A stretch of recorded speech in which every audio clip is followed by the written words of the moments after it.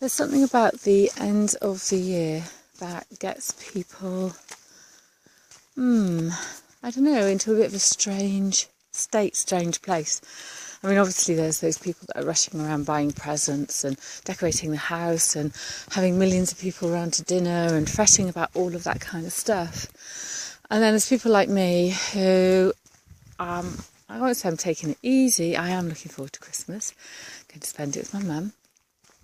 And but the end of the year for me is about a time of reflection, and it's a time that I usually decide to take some time out.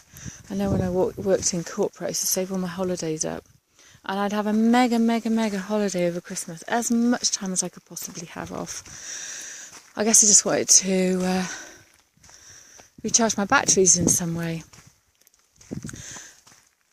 But the thing about the end of the year is often we get to it and think, blimey, what have we done? I don't really think that we've achieved very much, but actually, if you look back on the journey that you have made over the last year, I bet you've done absolutely masses. I know I have. I've done an incredible amount. But there's something I'm yearning to do. And there's a book that I want to write. Now, I have already written a book that kind of, or should I say 2 books that kind of go with this book. And that book is called Not Your Sole Purpose. And when I wrote it, I didn't realise that when I got to 70,000 words that actually I had 2 books, I had too much.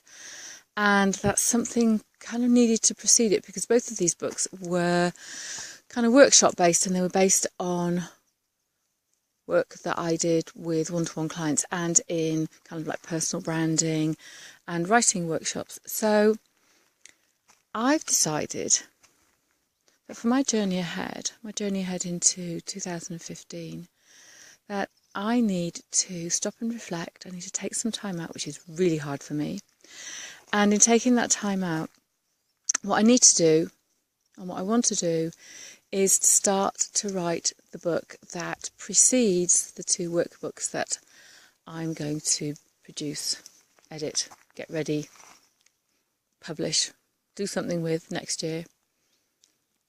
So whatever you're doing, wherever you are, and you're contemplating the new year and the path ahead, and you're wondering what's around the bend, don't wonder. Go with the flow. Just take little steps. I've talked about vision before. And it is, it's about having a vision, but knowing that change will come. Change is good. Change is good, whether you like it or not. Change is good. Often when we're faced with things that we weren't expecting, we kind of default into certain kinds of behaviour. I know for me, I've reached out and I've sought support and help, and it's been absolutely fantastic. But my yearning now, as I say, is to take time and reflect. It's to not worry too much about that path ahead, because I can only see a short bit of it. I can't see around the corner. But I know that I want to write this particular book, and I'm going to do it. I'm going to start this week. Yes, I do need to put a date in my diary. I shall stick it on my to-do list when I get home after I've walked my little babies, who are still running around like lunatics, searching for whatever it is that lunatics do. So wherever you are, I shall stop my rambling now. Please take some time to reflect, really get connected to the inner you. Don't worry too much about the path ahead.